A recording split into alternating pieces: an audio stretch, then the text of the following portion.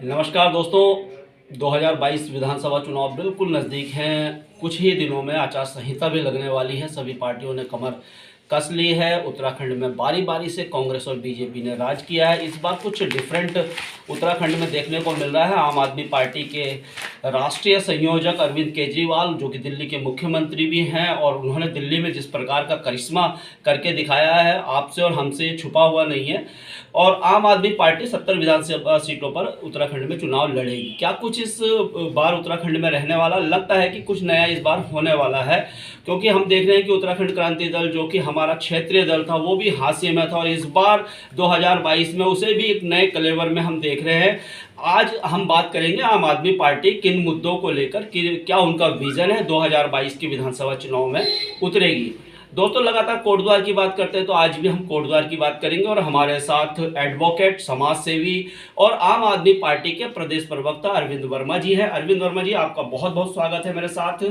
धन्यवाद सर, सबसे पहला सवाल यही रहेगा कि आम आदमी पार्टी कोटद्वार में किन मुद्दों को लेकर अपनी रणनीति बनाएगी, या किन मुद्दों को लेकर जनता के सामने जाएगी? देखिए, कोटद्वार की यदि विशेषता अगर कोटद्वार की बात कहें तो कोटद्वार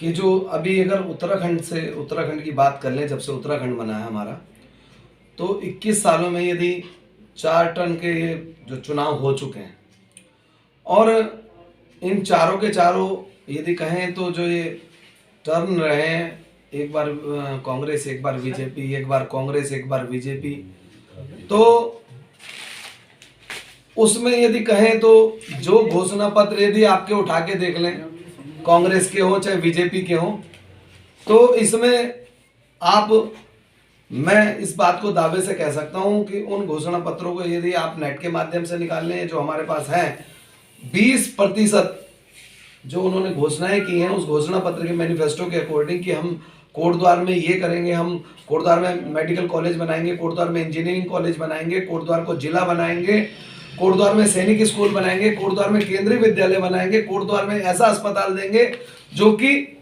ऐसे अस्पताल होंगे जो पहाड़ों से हमारे लोग जो बीमार होकर आते हैं, उन्हें कोटद्वार में कम से कम ऐसे उपचार मिलेंगे कि उन्हें यहाँ से बाहर रेफर नहीं होना पड़ेगा। तो सारी की सारी घोषणाएं, 20% घोषणाओं पे भी काम नहीं हुआ। तो अब एक कोटद्वार की नहीं, पूरे उत्तराखंड को अगर हम कल्पना कर लें, तो हमारे जो शहीदों ने, जो हमारे लोगों ने, जो उस समय इतनी यातनाएं सही, और 94 का मामला देख लें, जब मुख्यतः ये हमारा आंदोलन चरम पर था, रामपुर तिराहा कांड हुआ, तो अगर हम माने कि जो अगर हमें उत्तराखंड मिला है इतने संघर्षों के बाद, इतनी शहीदों, हमारे लोग शहीद हुए, हमारी माताओं बहनों ने इतनी यातनाएं झेली, तो शायद उत्तराखंड आज उस स्वरूप में है ही नहीं जैसा हमने एक पहाड़ी राज्य चाहा था। तो ये बड़ी वेदना है।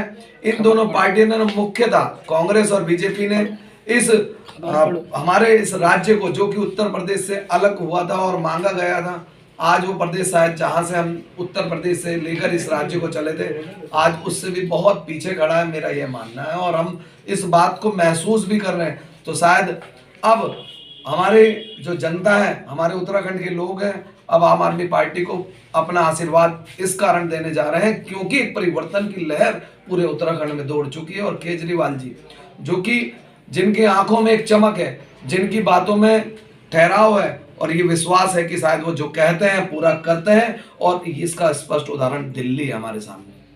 सर, दिल्ली की भौगोलिक परिस्थितियां अलग हैं, अगर उत्तराखंड की भौगोलिक परिस्थितियां अलग है, दिल्ली में अलग समस्याएं हैं, कोटद्वार अपने उत्तराखंड की समस्याएं अलग है। अगर उत्तराखंड की बात करें तो उत्तराखंड में शिक्षा, स्वास्थ्य की जो गंभीर समस्या है, पलायन एक गंभीर समस्या है, तो इस पर कैसे कार्य आप लोग करेंगे? देखिए, मैंने पहले ही कहा कि जितनी भी योजनाएं अभी तक केजरीवाल जी ने दी है, ये जो कल चौथी घोषणा केजरीवाल जी ने की काशीपुर में, तो इसके लिए हम सब होमवर्क कर रहे हैं, और बिना होमवर्क के हम किसी प्रकार का कोई ऐसी घोषणा नहीं कर रहे हैं जो हम पूर्ण ना कर सकें। तो इसके संबंध में मैं बता दूं, जब 200 यूनिट दिल्ली में दी जा सकती है, वहां पर सरकार घाटे की व्यवस्था में नहीं चल रही है, तो 300 यूनिट उत्तराखंड में भी दी जा सकती है, क्योंकि यहाँ विद्युत हम अपनी बिजली जनरेट कर रहे हैं। दूसरी बात, शिक्षा। देखिए, हिमाचल है और अन्य पहाड़ी राज्य हैं, शिक्षा के लिए आप, हमारे पास बेहतर शिक्षक तो हैं, किंतु उनको जो हमें व्यवस्थाएं बनानी चाहिए या कहें कि संसाधन होने चाहिए, उन संसाधनों की कमी है, काम करने की इच्छा शक्ति की कमी है। लेकिन जो इन सरकारों ने जो कहे, मुख्यतः बीजेपी और गवर्नमेंट ने नहीं किया।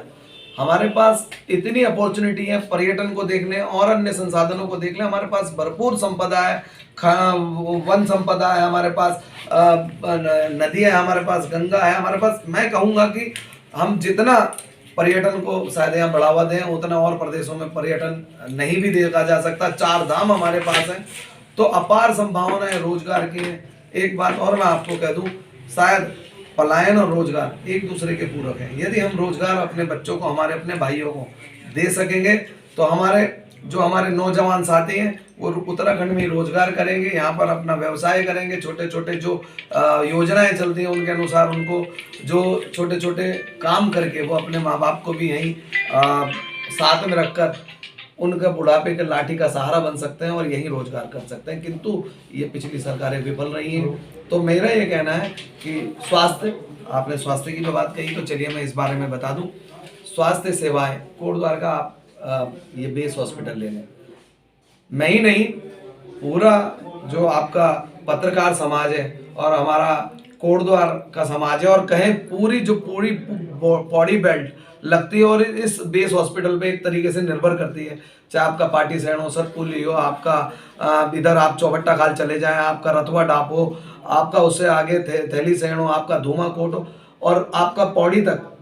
तो कहीं अगर कोई बेस हॉस्पिटल बनाया गया तो कोटद्वार में एक बेस हॉस्पिटल बना था, तो शायद मैं उसे व्हाइट एलिफेंट के अलावा कोई दर्जा नहीं दे सकता। और मैं उसे एक दर्जा मैंने नहीं दिया, पूरे समाज ने, हमारे उत्तराखंड के इतने बड़े पार्ट ने, बॉडी ने अगर उसे दर्जा दिया है तो रेफर सेंटर का दर्जा है, सभी जानते हैं इस बात को। सर, आपने 300 यूनिट बिजली की बात की है, उसके गारंटी कार्ड आप बांट रहे हैं, साथ ही साथ रोजगार के गारंटी कार्ड बांटे जा रहे हैं आम आदमी पार्टी के द्वारा। और अभी कल एक घोषणा केजरीवाल जी द्वारा की गई है कि जो 6 जिलों की जो घोषणा की गई थी पूर्व की सरकारों द्वारा, बीजेपी भी इसी को लेकर, जिलों को लेकर सत्ता पे आई थी और जिले नहीं बने। आप केजरीवाल जी कह रहे हैं कि जैसे ही आम आदमी पार्टी सत्ता में आएगी तो वो इन 6 जिलों को बिल्कुल बनाएगी। इस पे क्या कहना है सर आपका? देखिए, मैंने अभी आपको प्रत्यक्ष उदाहरण दिया, क्योंकि देखिए हमारा मतलब ये मान लीजिए कि हमारे लोग रोजगार के लिए, अन्य अन्य कार्यों के लिए, व्यवसाय के लिए दिल्ली जाते हैं और दिल्ली प्रत्यक्ष उदाहरण है हमारे पास सबसे सामने का। यदि मैं कहूँ कोटद्वार से 210 किलोमीटर की दूरी पर यदि दिल्ली है तो सबसे नज़दीक यदि हमारे पास कोई है, उत्तर प्रदेश के बाद दिल्ली हमारे पास है प्रदेश। और हमारे लोग वहाँ व्यवसाय करते हैं, हमारे लोग वहाँ नौकरी करते हैं, हमारे बहुत से लोग कहें कि लगभग 40 लाख लोग वहाँ पर व्यवसाय और नौकरियों में हैं। और वो प्रत्यक्ष उदाहरण और उसका उपयोग, उन संसाधनों का उपयोग, सरकारी घोषणाओं का उपयोग वहाँ बखूबी केजरीवाल जी द्वारा जो एक अच्छी सरकार जो चलाई जा रही है और योजनाएं जो सरकारी है उनका उपयोग वो ले भी रहे हैं, उन सेवाओं का लाभ भी ले रहे हैं। तो क्यों ना उत्तराखंड में हमें ऐसी सरकार मिले जो हमारे लोगों को भी यहाँ पर अच्छी जो सरकारी योजनाएं हैं और जो इस तरीके के संसाधन है हमारे को सरकार के द्वारा मिलने चाहिए। प्रत्येक व्यक्ति का संवैधानिक अधिकार भी हो रहा है और मौलिक अधिकार भी होता है, वो अच्छी शिक्षा ग्रहण करे, वो अच्छी सरकार द्वारा सुविधाएं जो दी जानी चाहिए योजनाओं के तहत वो उसे मिले, वो अच्छी स्वास्थ्य सेवाएं ले, तो और साथ ही साथ जो रोजगार है उसे अच्छे रोजगार मिलने चाहिए। तो जो सामने दिखा, देखिए मैं कहता हूँ ना, प्रत्यक्ष को प्रमाण की आवश्यकता नहीं है, आपके सामने। और केजरीवाल जी जितनी भी घोषणाएं करते हैं वो पूर्ण करते हैं। केजरीवाल जी जितनी भी घोषणाएं करते हैं वो पूर्ण करते हैं। और सर, अगर कोटद्वार की बात की जाए, कोटद्वार से आम आदमी पार्टी के आप भी एक कैंडिडेट के रूप में जिस प्रकार से आप काम कर रहे हैं और शायद आगे आप ही चुनाव लड़ें, तो आपके लिए कैसा रहने वाला है चुनाव? अगर बात की जाए कोटद्वार विधानसभा की, डॉक्टर हरक सिंह रावत जी यहाँ के विधायक के, बहुत काम वो कर रहे हैं, पहले नहीं किया, अभी देखिए तो लाल डांग चिल्लर खाल उन्होंने बना दिया है और कह रहे कि सेंट्रल स्कूल भी अब हम जल्दी से मंजूर कर देंगे। और साथ ही साथ अगर हरक सिंह रावत जी को लोग नहीं देते तो फिर हमारे पास विकास पुरुष सुरेंद्र सिंह नेगी जी भी हैं। तो आपके लिए कैसा रहने वाला है, आपके लिए और आम आदमी पार्टी के लिए, चाहे आप लड़ें चाहे आपका दूसरा कोई भी कैंडिडेट हो? तो यहाँ पर हरक सिंह रावत जी ने बहुत बढ़िया काम किए हैं, तो कैसे आप इसको देखते हैं और कैसे जाएंगे आप? देखिए, मैं एक बात आपको कह दूं, एक दिल्ली में भी आज से कुछ वर्ष पहले जब केजरीवाल जी चुनाव लड़े, आम आदमी पार्टी चुनाव लड़ी, पहले अलायंस हुआ, उसके बाद वो सरकार विफल हुई, उसके बाद दूसरा टर्न आया, उसके बाद केजरीवाल जी ने वो करके दिखाया। दिल्ली शायद बहुत पीछे थी और दिल्ली आज जहाँ है उसको शायद उदाहरण पूरे देश में दिया जाता है। शिक्षा का मॉडल देख लें और चाहे आप स्वास्थ्य का मॉडल देख लें, देश में ही नहीं और अन्य कंट्रियों में भी दिया मॉडल, उसको प्रत्यक्ष रूप से दिखाया जाता है कि दिल्ली इतनी आगे। साथ में जब विदेशों से कोई मेहमान आते हैं या कहेंगे अमेरिका से जो हमारे मेहमान आए थे, मैं कहना नहीं चाहूंगा, तो उन्हें यदि कोई प्राइमरी स्कूल और उन्होंने कोई यदि विद्यालय चुने तो दिल्ली के विद्यालय चुने कि ताकि बिल्कुल स्पष्ट दिखाई दे सके। तो वो हमारे जो अमेरिका से मेहमान आए थे, मैं किसी का नाम नहीं लूंगा, उन्होंने दिल्ली के विद्यालय चुने, वहाँ के बच्चों से साक्षात्कार लिया, उनका इंटरव्यू लिया, उनकी जिज्ञासा जानी, तो देखा कि हाँ यदि कोई शिक्षा का मॉडल है तो दिल्ली में, यदि कोई स्वास्थ्य का मॉडल है तो दिल्ली में। तो मेरा यही कहना है कि जो कोई अच्छी नीति रखता है, अच्छे काम करने में विश्वास रखता है, तो उसे कहीं डरने की बात जरूरत नहीं है। और मैं आप ही की बात का अब फिर दोबारा एक बात कहना चाहूंगा, क्योंकि शायद बात करते मैं तो ये कह रहा था कि हरक सिंह रावत जी ने बहुत बढ़िया काम किए हैं और फिर अगर उन्होंने नहीं किए तो सुरेंद्र सिंह नेगी जी है, तो आपका नंबर कैसे आएगा? मैं अभी बता दूं नंबर कैसे आएगा, मैं शायद उसी बात पर आने वाला था। चलिए आपने मुझे रोका और मैं कह रहा हूं कि शायद इसी बात पर आप मेरे से और 5 क्वेश्चन कर सकते हैं। हरक सिंह रावत जी को अब क्या डर सताने लगा है कि 4 से 4.5 साल बाद होने के बाद वो काम करने पड़ रहे उन्हें? शायद 4.5 साल तक तो उन्होंने जब कोई काम नहीं किए, अभी को चिल्लर खाल लाल डांग मांग इसकी मार्क की याद आई। ऐसा क्या कारण था कि 4.5 साल बाद ही इनको अभी बनना शुरू हुआ? चलो देर आए दुरुस्त आए, तो डर है ना, उन्हें लग रहा है कि जनता सुबह का भूला शाम को आ गया, तो 4.5 साल बाद आएगा कि सर 5 साल के लिए चुना था जनता ने उन्हें, 4.5 साल के बाद उन्हें याद आएगी? तो ये नहीं हो।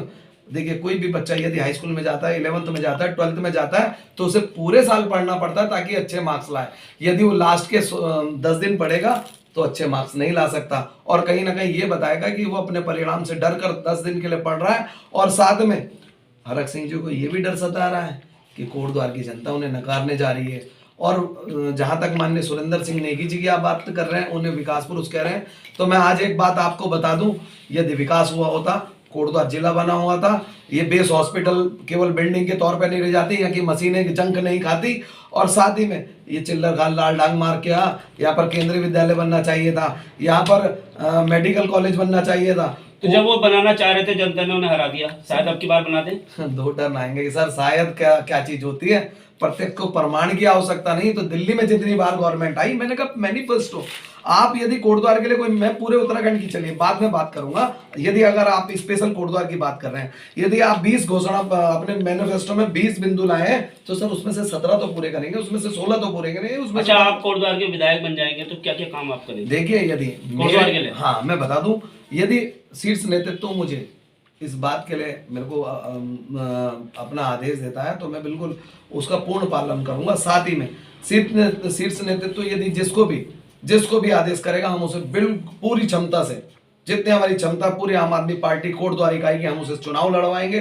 साथ में जो भी विधायक बनेगा वो वीआईपी गाड़ियों में नहीं घूमेगा, वो व्यक्ति आम व्यक्ति से संवाद करेगा, वो व्यक्ति जो उसके घर पर जो भी व्यक्ति आ रहा है, आम नागरिक आ रहा है, उससे संवाद करेगा, उसकी जो परेशानी है उसे हल करेगा। और जैसे दिल्ली में आप देख लें, चलिए इसका प्रत्यक्ष, यहाँ उत्तराखंड में प्रत्येक विधायक को 4000 यूनिट बिजली फ्री है सर, 1 इनोवा फ्री है, और उसके साथ वो 2 गाड़ी और ले सकता है, आम आदमी पार्टी के जो विधायक है ना सर। और एक बात और कह दूं, दिल्ली में सारे विधायक, चाहे वो कांग्रेस के बनते हो चाहे बीजेपी के बनते हो, सबके अपने अपने घर हैं, लेकिन वो सब विधायक आवास में रहते हैं, वो मंत्री भी विधायक आवास में रहते हैं। और दिल्ली में जितने भी हमारे विधायक हैं या मंत्री हैं, वो सब अपने अपने आवासों से विधानसभा और सचिवालय आते जाते हैं। तो सर कुछ अंतर देखिए, और सरकारी गाड़ियों का यूज नहीं किया जाता सर वहाँ। आप करेंगे? क्यों करेंगे सर, यह जनता का पैसा जनता के पास जाना चाहिए, जनता की जो सरकारी योजना है उनको मिलना चाहिए। वो व्यक्ति लाइन में जो सबसे पीछे खड़ा है उसे उस योजना का लाभ मिलना चाहिए, और सर वो योजना ईमानदारी से वहां तक पहुंचनी चाहिए, चाहे उत्तराखंड हो चाहे कोई भी प्रदेश हो, तभी वो प्रदेश शीर्ष पर आ सकता है देश में। आज बेरोजगारी हमारे देश में प्रथम उस पर है, आज भ्रष्टाचार तीसरे नंबर पे, तो सर ऐसी सरकार है, कोई भी सरकार हो, जो सरकार अच्छा काम करे, मैं कहता हूँ आम व्यक्ति उसे चुने। जो सरकार अच्छा काम करे आम व्यक्ति उसको चुने, और दिल्ली में अरविंद केजरीवाल जी ने वो करके दिखाया है, इसीलिए वो 2 या 3 बार वहाँ पर जीत कर आए हैं। और अरविंद वर्मा जी भी यही कह रहे हैं कि अगर हमें मौका देती है कोटद्वार की जनता या उत्तराखंड की जनता, तो हम अरविंद केजरीवाल जी के जो पद चिन्ह हैं उन पर ही चलेंगे, और हम कुछ ऐसा करके दिखाएंगे उत्तराखंड में जो पूर्ववर्ती जो सरकारें हैं वो नहीं कर पाई। जल जंगल ज़मीन के मुद्दों को पे काम करेंगे, बिजली स्वास्थ्य शिक्षा पे काम करेंगे। तो दोस्तों आप लोग कमेंट करके अपनी राय दीजिएगा, वीडियो को पूरा देखिए। अगर वीडियो को पूरा देखें और पसंद आए वीडियो तो वीडियो को लाइक शेयर और कमेंट्स कीजिए, और मेरे चैनल कड़वा नगरी लाइव का आपने सब्सक्राइब करना है, बेल आइकन को दबा देना है, जिससे मेरे आने वाले वीडियोस आप लोगों के बीच में आए। धन्यवाद अरविंद वर्मा जी, हमारी शुभकामनाएं आपके साथ है। आप जैसे एनर्जेटिक, आप जैसे जमीन से जुड़े हुए लोग जरूर राजनीति में आने चाहिए और आगे तक पहुंचने चाहिए, क्योंकि आप जैसे जो जमीन से जुड़े हुए जो लोग होते हैं, जैसे आप जानते हैं कि नरेंद्र मोदी है, आज पूरी देश और दुनिया में उनका डंका बजता है, उसका एक मुख्य कारण यही है कि वो जमीन से जुड़े, उन्हें पता है कि जमीन की से जो जुड़े हुए व्यक्तियों को पता रहता है कि हकीकत क्या है, किन चीज़ों की आम लोगों को आवश्यकता है। ऐसे ही अरविंद वर्मा जी है। एक सेकंड देखिए, मैं बिल्कुल स्पष्ट कर दूं कि मेरे पिताजी इसी कोटद्वार में मजदूरी करते थे, जमीन बटाई पे लेकर काम मक्का उगाते थे और स्टेशन पे वो मक्का बेचते थे और रेहड़ी चलाते थे मेरे पिताजी इसी कोटद्वार में, और मेरे सभी भाई लोग जानते होंगे। साथ में मैं खुद न्यूज़पेपर बेचकर, बच्चों को ट्यूशन पढ़ाकर, 3 व्हीलर चलाकर 12th तक की मैंने अपनी और BCom तक की अपनी पढ़ाई पूरी करी कोटद्वार।